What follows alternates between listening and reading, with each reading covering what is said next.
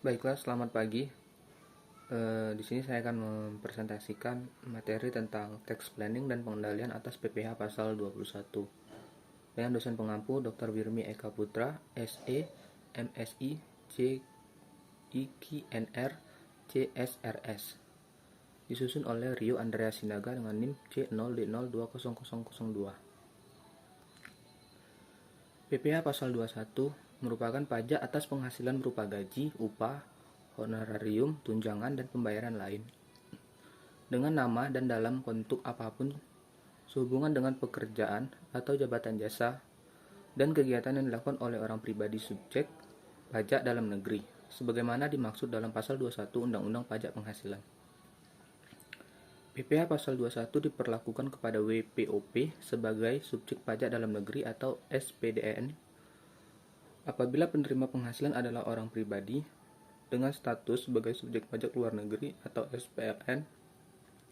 Selain BUT, Badan Usaha Tetap, maka akan dikenai PPh pasal 26. Berikut ini merupakan dasar hukum pengenaan PPh pasal 21 yang sudah berlaku sejak tahun 2009. Yang pertama, Undang-Undang Nomor 28 Tahun 2007 tentang perubahan ketiga atas Undang-Undang Nomor 6 Tahun 1983 tentang ketentuan umum dan tata cara perpajakan. Kedua, Undang-Undang Nomor 36 Tahun 2008 tentang perubahan keempat atas Undang-Undang Nomor 7 Tahun 1983 tentang pajak penghasilan atau PPh. 3. PMK Nomor 250 PMK.03/2008 tentang besarnya biaya jabatan atau biaya pensiun yang dapat dikurangkan dari penghasilan bruto pegawai tetap atau pensiun. Yang keempat, PMK nomor 252 atau PMK 03 atau 2008 tentang petunjuk pelaksanaan pemotongan pajak atas penghasilan sehubungan dengan pekerjaan, jasa, kegiatan orang pribadi. PMK nomor 254 PMK 03 tentang penetapan bagian penghasilan sehubungan dengan pekerjaan dari pegawai harian dan mingguan serta pegawai tidak tetap lainnya yang tidak dikenakan pemotongan pajak penghasilan. Yang keenam, PR Dirjen Pajak Nomor 31/PJ/2009 tentang pedoman teknis tata cara pemotongan, penyetoran, dan pelaporan pajak penghasilan pasal 21 atau pajak penghasilan 26 sehubungan dengan pekerjaan, jasa, dan kegiatan orang pribadi yang kemudian direvisi dengan Perdirjen Pajak Nomor 57/PJ 2009. Perdirjen Pajak Nomor 31/PJ 2009 tentang pedoman teknis tata cara pemotongan, penyetoran, dan pelaporan pajak penghasilan pasal 21 atau pajak penghasilan pasal 26 sehubungan dengan pekerjaan, jasa, kegiatan orang pribadi. Pemotongan PPh pasal 21. Pemotong PPh pasal 21 atau sesuai dengan Perdirjen Pajak Nomor 31/PJ 2012 meliputi pemberi kerja yang terdiri dari orang pribadi atau badan cabang perwakilan, bendahara atau pemegang kas pemerintah.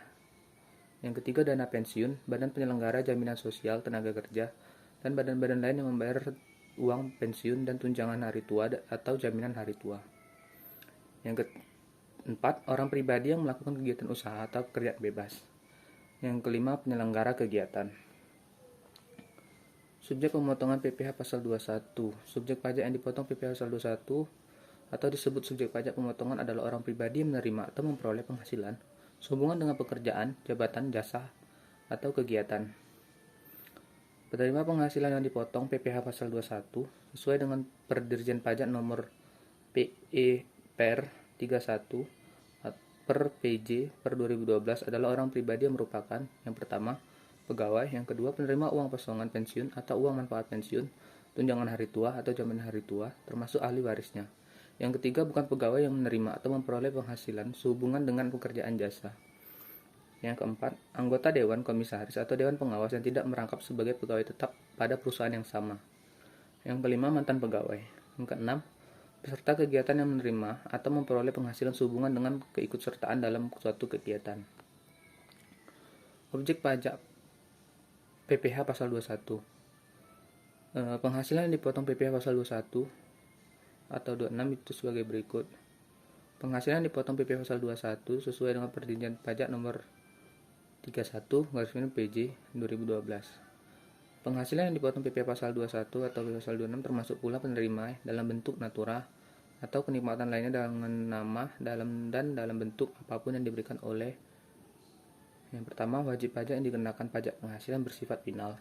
Yang kedua, wajib pajak yang dikenakan pajak penghasilan berdasarkan perhitungan khusus atau demand profit. Dalam hal ini dalam hal penghasilan diterima atau diperoleh dalam mata uang asing perhitungan PP pasal 21 atau pasal 26 didasarkan pada nilai tukar atau kurs yang ditetapkan oleh Menteri Keuangan yang berlaku pada saat pembayaran penghasilan tersebut atau pada saat dibebankan sebagai biaya.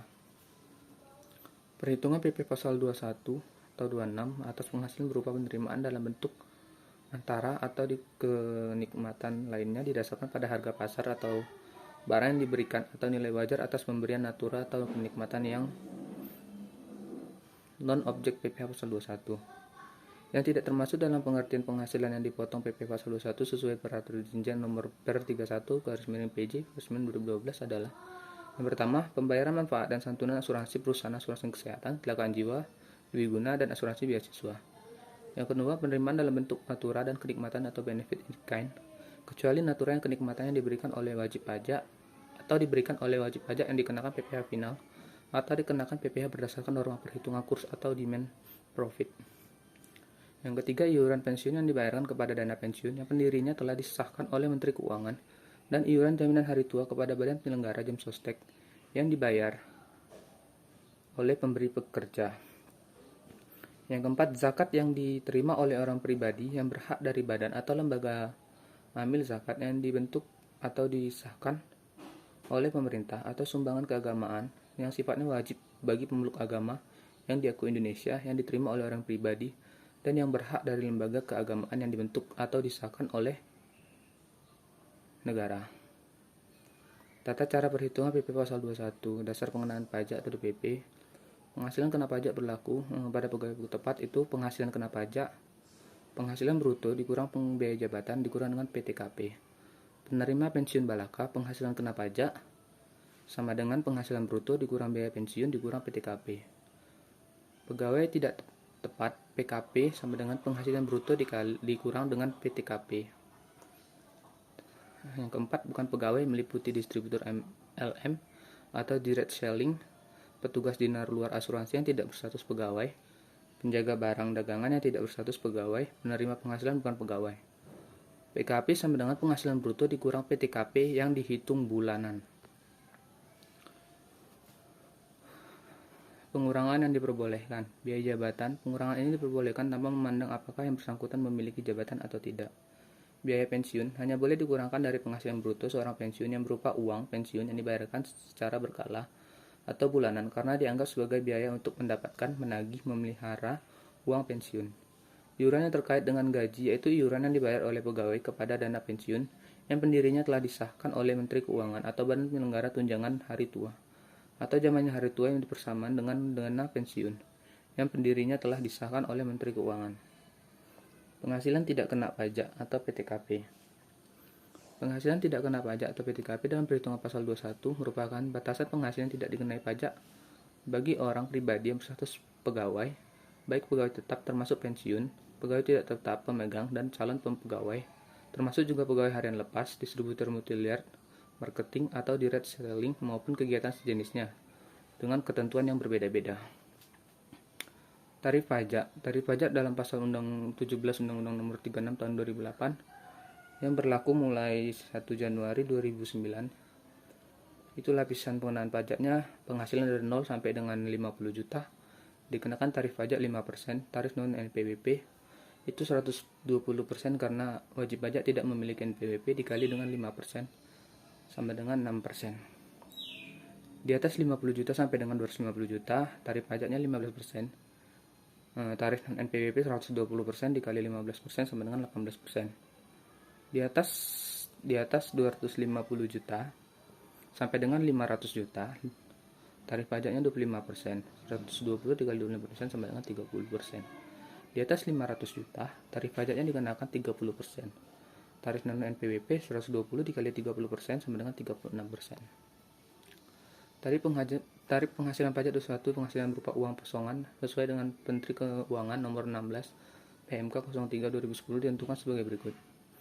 Sebesar 0% atas penghasilan bruto sampai dengan 50 juta. Sebesar 5% atas penghasilan bruto di atas 50 juta sampai dengan 100 juta. Sebesar 15% atas penghasilan bruto di atas 100 juta sampai dengan 500 juta. Sebesar 25% atas penghasilan bruto di atas 500 juta. 3. Tarif pajak penghasilan pasal 21 atas penghasilan berupa uang manfaat pensiun, tunjangan hari tua, jaminan hari tua ditentukan sebagai berikut. Sebesar 0% atas penghasilan bruto sampai dengan 50 juta. Sebesar 5% atas penghasilan bruto di atas 50 juta. Honorarium dan imbalan lain dengan nama apapun yang diterima oleh pejabat negara, PNS, anggota TNI atau Polri yang sumber dananya berasal dari keuangan negara atau keuangan daerah, kecuali yang dibayarkan kepada PNS golongan 2D ke bawah dan anggota TNI Polri berpangkat pembantu letnan 1 ke bawah atau ajun inspektur tingkat 1 ke bawah. Rekonsiliasi objek PPh pasal 21. Untuk meyakinkan bahwa atas seluruh objek PPh pasal 21 telah dipotong pajaknya, perlu dilakukan rekonsiliasi antara data laporan keuangan, baik yang berasal dari akun neraca maupun akun biaya. Rekonsiliasi ini sangat berguna dalam rangka pelaksanaan pengendalian dan pembuktian bahwa seluruh objek pajak ketika diperiksa oleh petugas pajak nantinya. Hubungan kerja antara karyawan dengan perusahaan berlaku prinsip umum, yaitu taxability deductibility. Jika bagi karyawan merupakan taxable income menjadi deductible expense atau biaya, dan sebaliknya jika bagi karyawan merupakan non-taxable income atau penghasilan yang bukan objek PPh, maka di perusahaan menjadi non-deductible expense atau bukan biaya. Taxability dan deductibility objek PPh pasal 21. Strategi memaksimalkan pengurangan atau maximum deduction. Prinsip taxability deductibility adalah prinsip yang menjelaskan tentang pos-pos yang dapat atau tidak dapat dikenai pajak penghasilan atau objek pajak dan bukan objek pajak penghasilan, dan pos-pos yang dapat atau tidak dapat dibayarkan pengurang penghasilan bruto, yang mekanismenya jika pada pihak pemberi kerja pemberian imbalan atau penghasilan dapat dibiayakan mengurang atau penghasilan bruto, maka pada pihak karyawan merupakan penghasilan dikenakan pajak. Sebaliknya, jika pada pihak karyawan memberikan imbalan atau penghasilan tersebut bukan merupakan penghasilan, maka pada pihak pemberi kerja tidak dapat dibiayakan atau bukan pengurang penghasilan bruto.